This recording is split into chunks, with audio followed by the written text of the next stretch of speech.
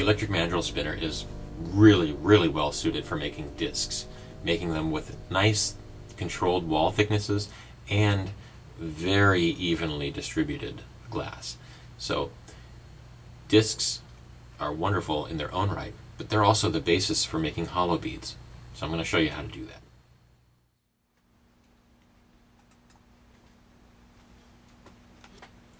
When making a disc, a bead that's a flat disc shape, you don't want to make a very big core to begin with. And what you want to keep in mind is that core needs to stay stiff and hard throughout the process to keep the rest of the disc in line. So once you make your footprint and you've created that base for your core, then you want to start letting it cool and stiffen up. Sometimes it's thin, it might not need to be any wider than this. Now to keep it cooler and keep it in control, start working on the edge of the flame. You don't want to bring it into the heat and superheat that core because you'll lose the center and the rest of your disc will start to get wonky.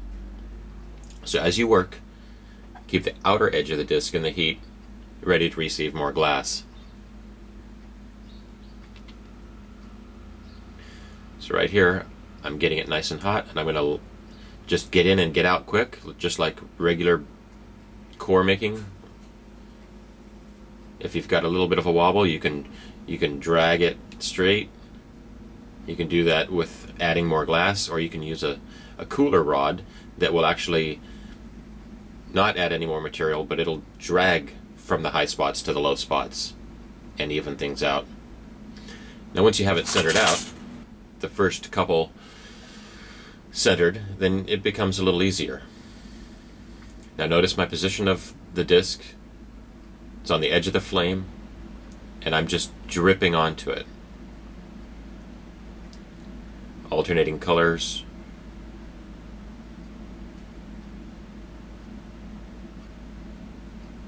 I'm keeping the edge in the flame and dripping onto it.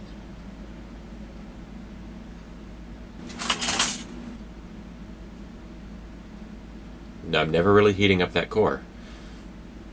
I'm keeping it stiff and letting it become, well, the wheel to my process.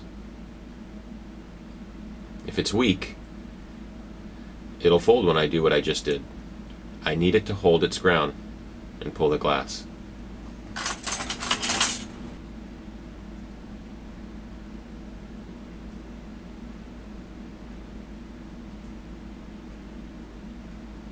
Now as I'm working and getting larger and larger, I need to get more glass, and I'm needing to get it very hot so that it goes around and comes back still in a hot enough state that I can manipulate it and spread it.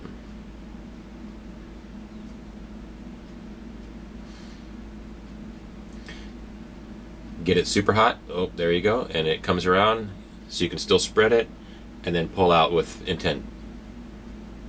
I'm letting the tip cool on my cane so I can superheat the outer rim and drag it just for a little extra precision to finish up the outer edge. Now you can also use a pair of tweezers with, say, a little bit of beeswax on it to grab both sides of it and maybe even out some bulgy spots if you had them. But you should be able to make it with a little practice without any need to do something like that. And we're going to add a little more interest to this by adding some dots on the rim. Sometimes I'll even cut into the disc and make flower shapes. There's a lot of stuff you can do.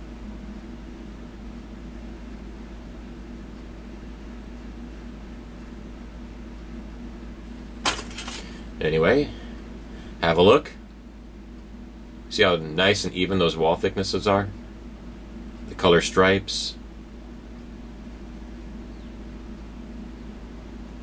Use that in a hollow bead and you have a three-dimensional pattern within the walls of your hollow. Now you don't see that every day.